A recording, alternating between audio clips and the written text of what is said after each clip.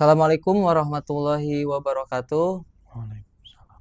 Halo sahabat intelektual, selamat datang kembali di podcast kami, yaitu podcast Harokah, ruang diskusi yang menghadirkan berbagai gagasan, refleksi, dan pemikiran kritis untuk menemani perjalanan podcast kali ini. Pada episode kali ini, kita itu akan membahas sebuah buku yang mengangkat berbagai fenomena sosial, kepemimpinan, pendidikan, hingga peran mahasiswa dalam kehidupan bermasyarakat, yaitu Topeng-Topeng Pertunjukan, karya Sultan Aji Januar. Nah, untuk mengupas berbagai gagasan yang ada dalam buku ini, telah hadir bersama kita, yaitu Ketua Komisariat PMII UIN Syekh Nurjati Cirebon.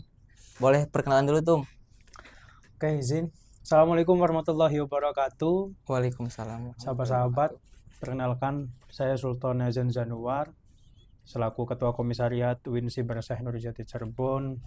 Salam kenal Mas Yunus. Salam kenal, Tum. Sebelumnya terima kasih sudah menghadirkan podcast ini menjadi ruang proses. Mungkin nanti sedikit banyaknya kita akan membahas lebih khususnya tentang buku yang sebetulnya saya sok nulis lah, dalam artian gaya-gayaan untuk nulis gitu. Padahal nggak seberapa isinya, tapi itu bentuk dari bagaimana dinamika proses yang memang saya lalui dari proses mulai dari rayon, mengikuti Mapaba, PKD, dan alhamdulillah pada sampai saat ini gitu, Mas Yunus. Mungkin saya juga menambahkan bahwasannya beliau juga pernah menjabat sebagai ketua rayon ya, Tum. Ya. Rayon kedua di Nahdo Harokah. Terima kasih, Tum, telah meluangkan waktunya untuk hadir di podcast kali ini. Apa kabarnya hari ini, Tum? Alhamdulillah sehat, Mas Yunus. Sehat. Kebetulan Tum Sultan juga. Ini biar saya akrab ya, panggil Tum Sultan aja ya, Tum ya. Bebas. Oke, saya Tum. Bagaimana tadi dalam perjalanan ke sini, Tum? Apakah lancar? Ada kendala atau kayak gimana, Tum? Alhamdulillah lancar. Mungkin tadi kendala yang patut dialhamdulillahkan, karena jalan kanci itu kan biasanya nggak enak ya. Ya, betul. Tapi karena macet. Tapi itu menjadi kendala karena waktu kita ke sini harusnya berapa menit, tapi menghambat kan. Tapi kendala yang harus dialhamdulillahkan karena betul, sudah sadar dan diperbaiki, Mas Yunus. Kebetulan Tum Sultan juga sedang menjalankan KKN berarti ya, Tum? Iya, KKN. Mantap berarti ya. Nah, gini, Tum, sebelum kita masuk ke isi buku ya, mungkin saya akan bertanya terlebih dahulu gitu. Apa sih motivasi Tum Sultan gitu minat masuk ke PMII gitu? Oke, berbicara, berarti kan pertanyaan idealnya mengapa kita ber-PMII? Iya, betul. Bagi saya, Mas Yunus, PMII itu menjadi ruang proses baru yang dimana tanpa menghilangkan secara kultur dan identitas saya sebagai santri gitu. Dalam artian seperti ini, ketika kita melalui proses di pondok pesantren, itu kan biasanya kita bagaimana mengupayakan nalar kritis itu menggunakan metode Basul Masail ya. Betul. Ya, kultur yang memang ada khususnya di pesantren-pesantren Nahdlatul Ulama yaitu kan terkait adanya Basul Masail. Dan hal itu yang tidak ada di pesantren-pesantren yang bukan Nahdlatul Ulama. Nah, bagi saya kenapa mahasiswa NU khususnya itu wajib ber-PMII, dan khususnya kenapa saya pribadi juga mengiyakan untuk berproses di PMII. Karena tadi Mas Yunus, PMII ini sebagai ruang dari bagaimana kita selalu ingat gitu, dari mana kita lahir, dari mana kita tumbuh, dan dari mana kita besar ke depan. Karena berbicara PMII bagi saya sangat pasnya itu terkait nasionalisme dan keagamaan, itu kan satu padu, satu kesatuan. Ya kan? Kalau kita tarik historis lebih jauhnya, itu bagaimana ya cikal bakal PMII embrionya ya dari Nahdlatul Ulama. Maka saya pribadi kenapa mengiyakan ya karena tadi bagi saya PMII adalah rumah besar gitu, Mas Yunus. Iya. Ada nggak buat Tum Sultan sendiri pesan buat kader-kader gitu supaya lebih semangat lagi ber-PMII gitu? Berbicara pesan ya, ber-PMI itu kompleks Mas. Dan beberapa kali sharing session khususnya kemarin momentum PKD ya. Kebetulan saya memakai kaosnya ya. Iya. Pelatihan kader dasar yang diselenggarakan oleh UIN menghadirkan tokoh dari PMII, ada Kiai Nukhbatul Manhum beserta ada Bung Kristeva ya. Dari situ beberapa kali berbincang dengan beliau, titik temu proses PMII yang paling susah itu basisnya karena kita adalah basis nilai dan ideologi. Dalam artian kader-kader PMII berproses itu sesuai apa yang memang dia inginkan. Tapi kenapa harus ada PMII? Nah, PMII ini sebagai benteng atau sebagai batasan, Mas. Batasan karena organisasi-organisasi eksternal hanya organisasi eksternal yang memiliki batasan nilai dan batasan ideologi. Yang artinya ketika ke depan kita pengen menjadi apapun sesuai profesi, maka kita tidak lupa dengan nilai-nilai yang sudah diajarkan. Contoh, jadi guru yang dikir fikir amal soleh, ya kan? Jadi polisi atau jadi barangkali ada ya, jadi pejabat yang selalu ingat komitmen nilai yang diperjuangkan PMII, gitu kan? Betul. Jadi pentingnya ber-PMII bagiku melatih nilai itu sendiri, Mas. Itu. Berarti kalau ngelihat itu ada semua ya di PMI, betul ya Betul. Tum? Oke, Tinggal mungkin sejauh mana dari sahabat-sahabat memang mencari arti makna nilai itu sendiri gitu, Mas. mungkin aja ya Tum ya, Boleh. buat pertanyaan selanjutnya nih terkait karya Tum Sultan sendiri gitu, buku Topeng-Topeng Pertunjukan. Nah, kesan pertama Tum Sultan yang Tum Sultan rasakan itu setelah menyelesaikannya tuh perasaannya kayak gimana Tum? Oke, sedikit cerita ya. Ya, Kebetulan Topeng-Topeng Pertunjukan ini menjadi buku kedua, Mas. Jadi saya buku pertama itu Perjalanan Puisi, yang dimana isinya tentang puisi-puisi ya. Nah, kenapa saya mengambil awalnya ini berbicara historis naskahnya, ini sebetulnya dari tahun 2023, Mas. berarti udah direncanain sejak Ya, dulu berarti ya udah Tum ya? kita pas di Cirebon, kemudian langsung berkomitmen lah, pengen sekiranya yang tadinya kita ke puisi itu berangkat lebih gitu ke esai yang sifatnya kritis. Nah, dalam proses nulis mungkin khususnya para penulis-penulis hebat itu pasti mereka juga ada titik di mana bosen, Mas, untuk Ya, betul menulis, Tum. ya kan. Ya kalau kata Enau dalam sesi potretnya kan, itu kan soal ikhlas aku Kita tak masih mampu. amatir kan. Yaitu kalau dinarasikan dengan nulis, soal nulis sebetulnya saya masih amatir gitu. Tapi kenapa mengiyakan untuk menulis sebetulnya hanya sebatas awalnya ya, sebatas menuangkan apa-apa yang memang perasaan yang kita lalui. Nah, dalam kurun 2024 ke 2025, naskah ini posisinya udah setengah lebih, Mas. Naskah yang itu Ya, tuh. naskah ini, naskah. Sebelumnya belum ada judulnya gitu. Jadi baru nulisnya aja, judul Belum ketemu judulnya esai-esainya. berarti. Judul bukunya belum ada, tapi judul esainya aja gitu kan. Sampai terhimpun 30 yang dimana kenapa saya mengambil Topeng-Topeng Pertunjukan?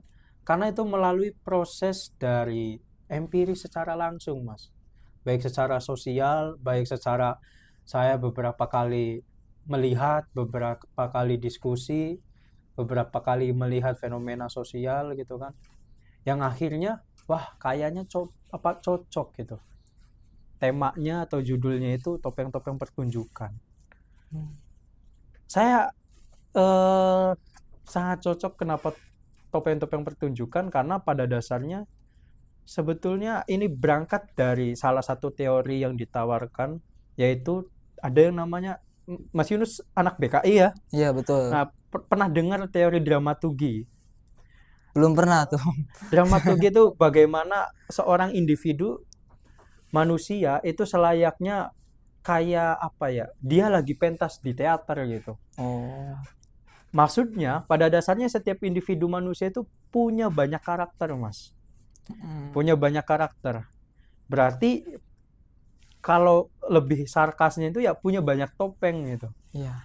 Nah, dalam artian topeng di sini nggak hanya konotasinya buruk, tapi ada beberapa topeng-topeng atau karakter-karakter yang memang ditampilkan oleh setiap individu masyarakat itu menyesuaikan dengan polemik yang memang dia terjadi, ya kan? Makanya kenapa di beberapa awal buku itu saya melihat bahwa kadang orang itu berbuat baik, khususnya ya menjelang pemilu, Mas. Iya, Ya betul. kan? Itu rahasia umum lah.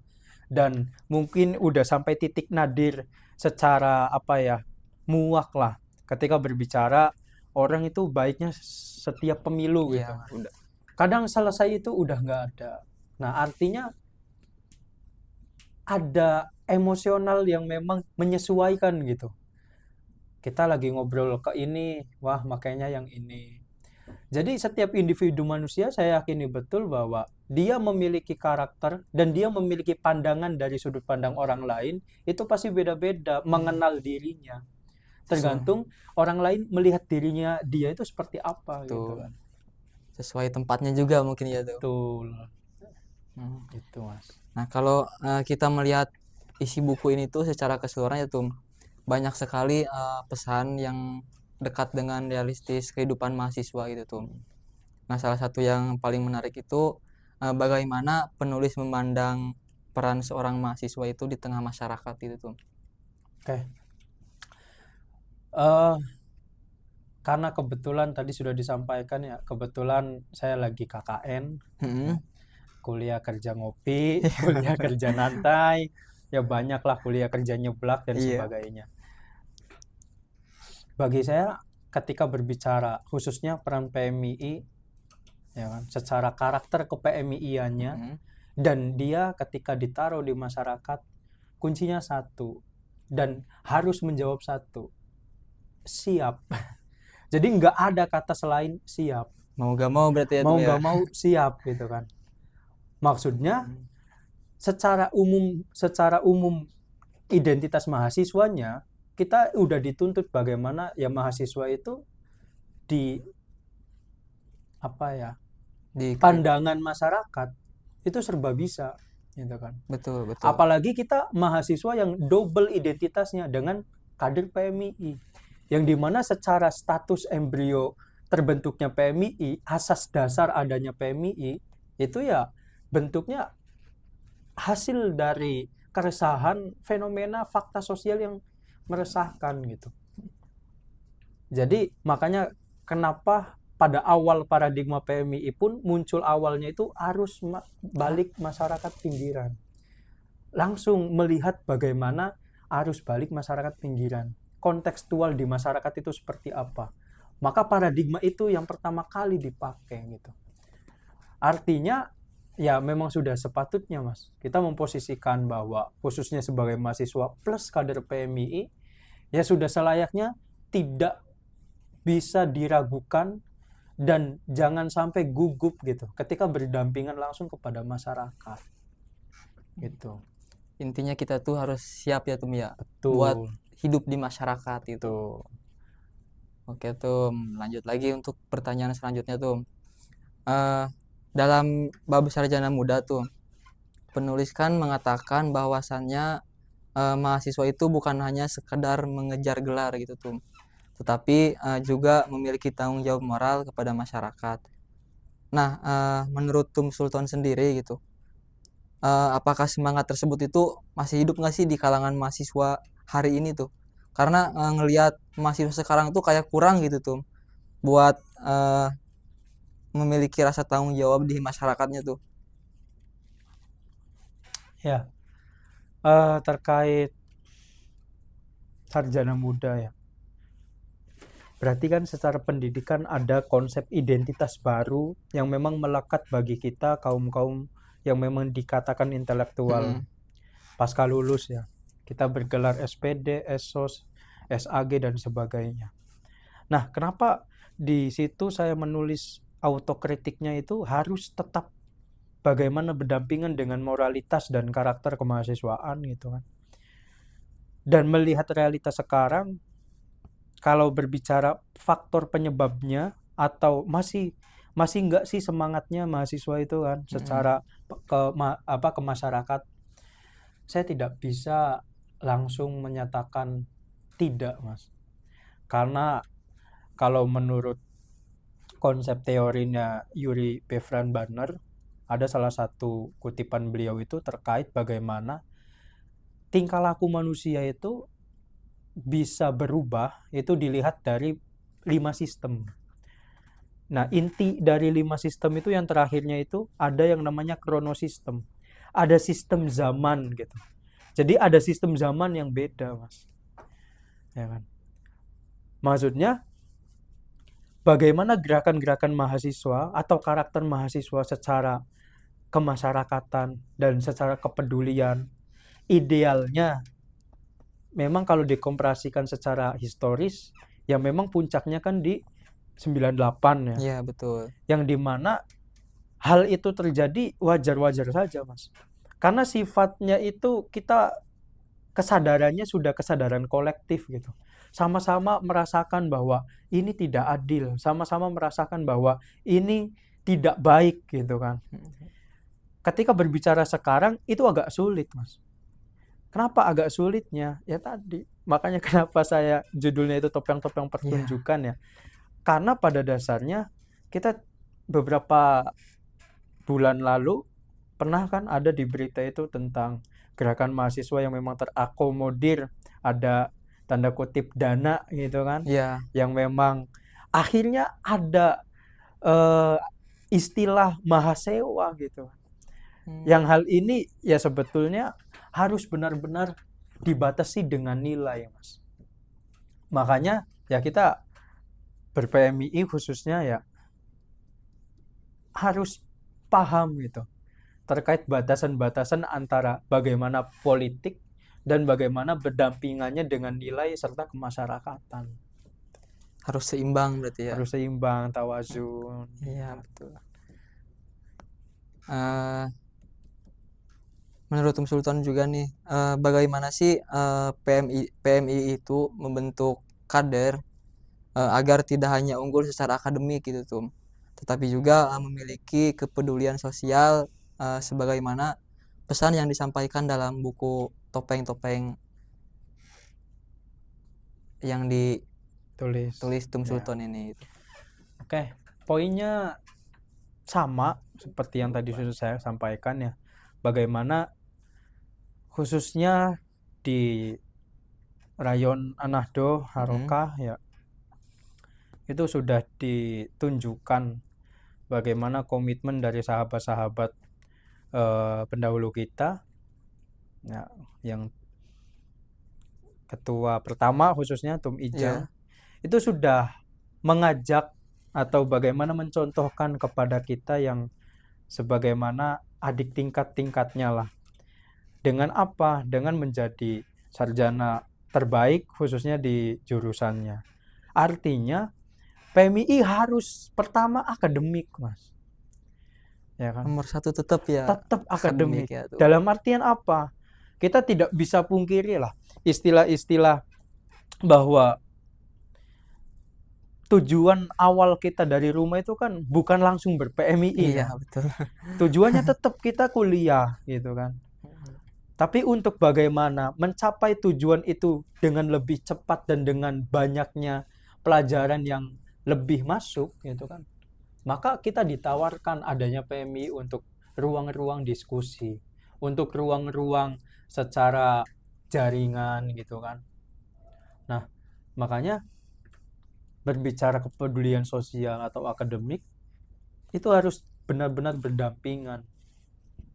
Artinya kalau akademiknya bagus, otomatis secara tanggung jawab kepada diri sendiri dan kepada orang tua itu clear, Mas. Makanya kalau kata Cak Nun itu aslinya kuliah itu nggak ada apa-apanya gitu.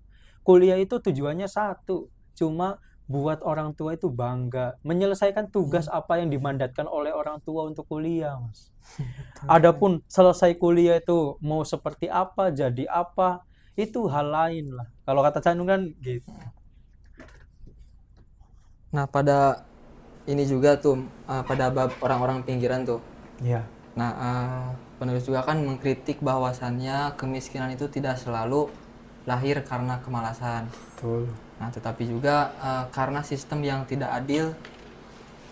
Menurut Tum Sultan sendiri itu sejauh mana sih mahasiswa itu harus ikut menyuarakan terkait persoalan-persoalan seperti ini tuh? Oke.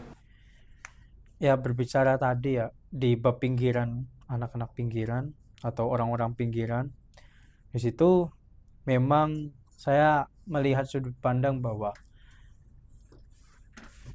kemiskinan gitu kan menjadi apa ya, hal yang sifatnya sudah umum dan seakan-akan khususnya kalau di Indonesia itu seakan-akan nggak bisa diselesaikan gitu kan. Dan yang lebih teganya lagi gitu, menyalahkannya itu individunya, Mas. Bagaimana tuh maksudnya tuh? Maksudnya ya tadi bahwa kemiskinan itu sebetulnya ada, tidak hanya disebabkan karena kita malas itu. Jadi ada dua sifatnya kemiskinan itu, ada kultural itu, ada struktural. Kalau kultural itu tadi berangkat dari kemalasan individunya, malas untuk ngapa-ngapain, yaitu wajar ketika memang akhirnya ya Miskin adanya gitu ya. kemiskinan. Tapi kalau berbicara khususnya fenomena sekarang, bagi saya sudah sangat kelihatan, Mas, bahwa kemiskinan itu tidak sekonyong-konyong ada, tapi sudah terstruktur gitu. Sudah ada strukturnya yang membuat kita miskin, sudah ada sistemnya yang membuat kita miskin. Kadang nggak logis. Ada hal-hal, ada peraturan-peraturan yang sifatnya itu sebetulnya banyak yang ingin membantah tapi agak sulit. Ya kan? Jadi ya lagi dan lagi kemarin itu ada cerita gini, Mas. Kita kan ngajar ngaji ceritanya, Iya. buka Iqra. Nah, ternyata dari kecil kita itu udah diajarkan untuk kaya sebetulnya. Tepatnya di Iqra 2 itu penulis Iqra itu tidak sekonyong-konyong nulis tuh hanya ya runtut atau gimana. Iya. Ternyata ada filosofisnya dan Udah itu historisnya berarti ya. baru sadar tuh ketika sekarangnya baca gitu. Kalau waktu kecil mah iya ya mana jadi ada tulisannya tuh Iya, mana kala saya Kaya. kaya maka sahaja Saja. saja. Itu di Iqra 2 paling bawah gitu. Iya. Nah, artinya dari kecil sudah didoakan untuk kaya sebetulnya. Sudah dimindsetkan untuk kaya. Tapi hanya di ruang tadi. Hanya di ruang pembelajaran-pembelajaran kita belajar membaca Al-Quran. Tapi secara mindset dan mental di luar, kita seakan-akan dimiskinkan gitu. Seakan-akan ditunjukkan untuk miskin gitu. Kayak contoh, ada satu kutipan dari Gus Dovir. Kebetulan tulisan saya ini beberapa kali secara kepenulisan ya, itu merujuk ke beliau, Mas. Jadi ada paradoksnya seperti ini. Kita selalu memohon kaya kepada Tuhan, tapi kita selalu mencantumkan kemiskinan di balai desa. Gitu, Mas. Coba tolong artiin tuh maksudnya gimana tuh? Maksudnya ya kita kan selalu berdoa kepada Tuhan itu Iya. agar untuk kaya. Ya memang sudah sepatutnya kita mengiyakan dan mengamini betul dan mempercayai betul bahwa ya Tuhan Maha Kaya gitu. Betul. Ya kan? Nah, paradoksnya tapi banyak, makanya tadi tuh bantuan-bantuan bansos aslinya tidak semuanya itu tepat sasaran akhirnya. Makanya tadi kita selalu mengupayakan atau mendoakan diri kita sebagai orang yang kaya kepada Tuhan, tapi selalu memiskinkan diri kita Iya. di data balai desa gitu, Mas. Iya, betul Akhirnya betul. banyak orang yang benar-benar real membutuhkan, ini akhirnya tidak mendapatkan haknya. Karena Mm-mm. banyak orang-orang yang memang sebetulnya sudah Sudah kaya tapi mampu, iya. merasa memiskinkan dirinya gitu kan. Nah, pandangan-pandangan ini yang sebetulnya ya saya tindak lanjuti secara kritis. Ya artinya gini, Mas. Mau sebanyak apapun harta yang memang dimiliki, kayaknya manusia itu nggak bakal selesai gitu Iya. kan. Artinya Nggak akan cukup nggak gitu ya. akan cukup gitu. Gitu, Mas Yunus. Mm-mm. Nah, kita juga kan sebagai kader, bagaimana sih PMI itu menjaga agar gerakan dan pengabdiannya tuh tetap dekat dengan kebutuhan masyarakat tuh. Bukan hanya aktif di lingkungan kampus gitu. Oke, itu menjadi autokritik bersama, Mas. Karena tadi PMI sudah menawarkan setara nilai-nilainya, ya kan? Pertanyaannya, atau ini berkorelasi dengan tujuan PMI.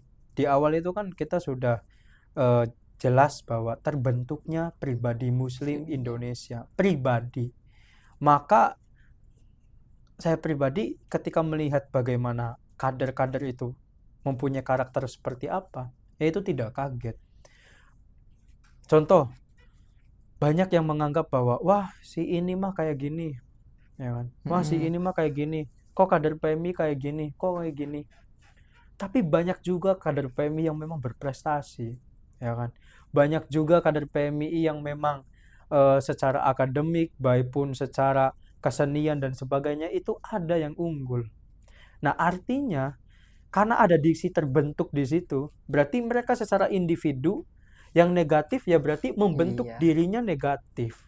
Yang positif berarti dia membentuk dengan nilai-nilai tadi menjadi dirinya yang lebih positif. Artinya kita nggak bisa menyalahkan dengan mutlak gitu. Bagaimana ya mengeneralisasi kan bahwa wah pasti kayak gini semua Iya. gitu kan. Karena tergantung pribadinya berarti Betul. ya Tum ya. Nah, berangkat dari situ itu menjadi autokritik juga bagi sahabat-sahabat khususnya. Kadang kita juga menganggap diri kita itu bisa apapun ketika di kampus, ya kan?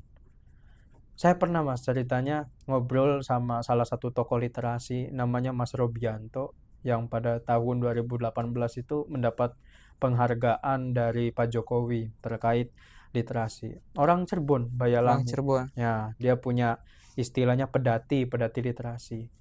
Nah, kata dia gini, ya kadang orang-orang itu khususnya ya orang-orang yang memang memiliki kemampuan atau ditakdirkan memiliki kesempatan untuk memakan bangku kuliah, ya kan, untuk sekolah lebih tinggi gitu. Kadang ketika di rumah malah malu, Mas. Studi kasusnya Iya, ada. betul betul betul. Nah, harusnya hal itu nggak ada bagi kader PMI. Kita sudah dibekali dengan nilai secara dimulai berangkat dari moto, kemudian khidmat, dan diakhiri komitmen, ya kan? Dikir, fikir, amal soleh, takwa intelektual profesional, komitmen nilainya itu kejujuran, kebenaran, keadilan. Nah, hal ini ketika memang kita dipakai, kemudian kita paham betul dengan NDP, mengamalkan betul, itu nggak ada istilahnya Malu kader gitu. PMI itu malu dan ketika di rumah nggak bisa ngapa-ngapain, itu nggak ada, Mas. Dan Karena ini autokritik sebetulnya. karena sebenarnya udah dipelajari semua Udah gitu ya Tum ya. dipelajari gitu. Tinggal kita bagaimana cara mempraktekannya gitu. Ya, betul. Nah, tantangan bagi Tum Sultan gitu, tantangan terbesar PMI saat ini tuh untuk mencetak kader yang berintegritas dan siap menjadi pemimpin di masa depan itu seperti apa Tum? Menurut Tum Sultan sendiri? Kadang banyak dari kita, khususnya dari kader-kader PMI, itu dari awal sudah menafsirkan PMI itu secara citra diri Iya, PMI-nya itu belum selesai, ya kan? Makanya nilai-nilai yang diperjuangkan atau citra diri keorganisasian kita itu belum nyampe gitu secara ruh kaderisasinya.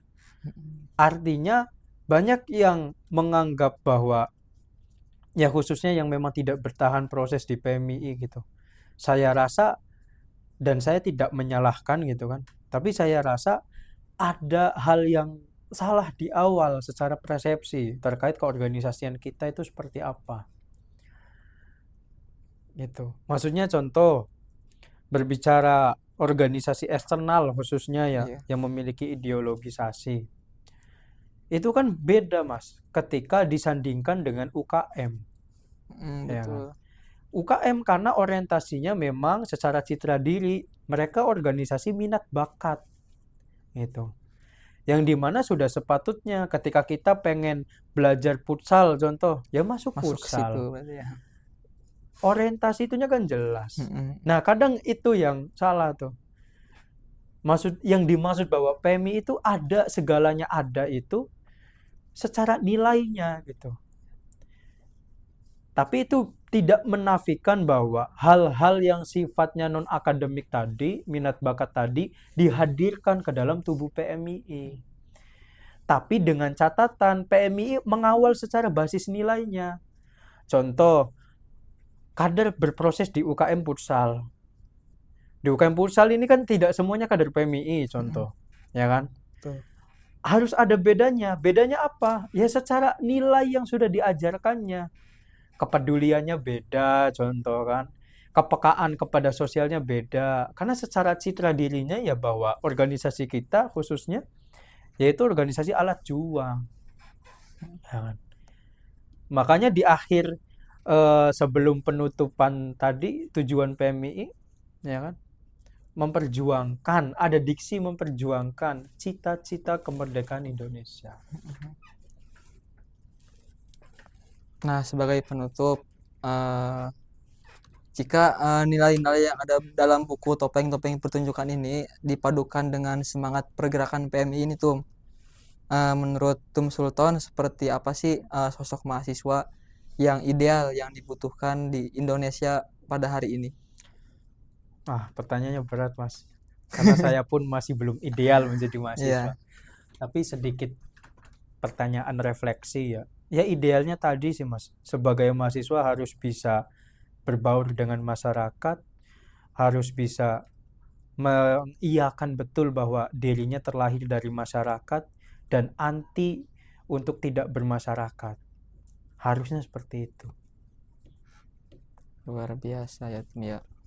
Mungkin diskusi kita hari ini dicukupkan ya Tum ya. Alhamdulillah kita sudah diskusi banyak terkait tentang PMII dan tentang buku karya Tum Sultan gitu. Alhamdulillah banyak pelajaran yang kita ambil gitu. Terima kasih juga kepada narasumber atas pandangan, refleksi dan pemikiran serta ilmu yang telah dibagikan kepada kita gitu. Terima kasih juga. Mungkin Semoga sedikit closing statement dulu boleh ya, Mas? boleh silakan Tum. Lebih ke karena momentum PBAK. Iya.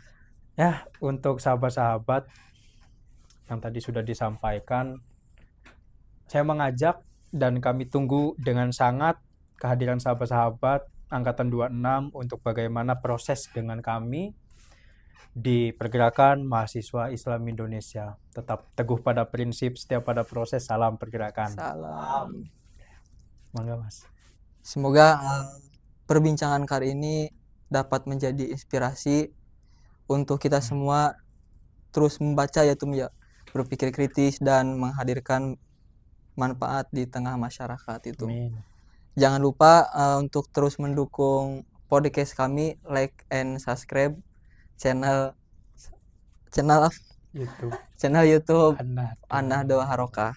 Sekian, terima kasih. Wassalamualaikum warahmatullahi wabarakatuh. Waalaikumsalam warahmatullahi wabarakatuh.